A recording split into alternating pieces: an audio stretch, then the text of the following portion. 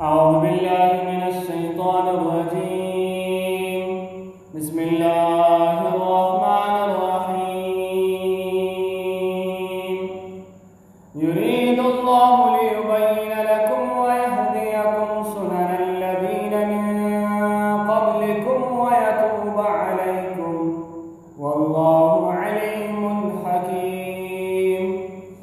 والله يريد أن يتوب عليكم ويريد الذين يتبعون الشهوات أن تميلوا ميلا عظيما.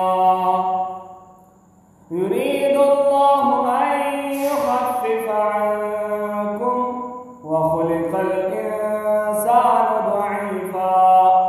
يا أيها الذين آمنوا لا تأكلوا أموالكم بينكم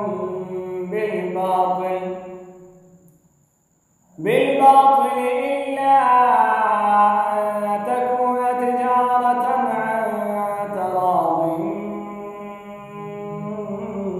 منكم ولا تقتلوا أنفسكم إن الله كان بكم رحيما.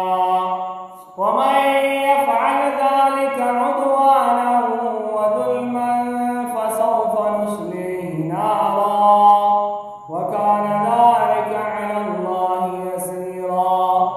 إن تجتنبوا كبائر ما تنهون عنه نكفر عنكم سيئاتكم وندخلكم مدخلا كريما.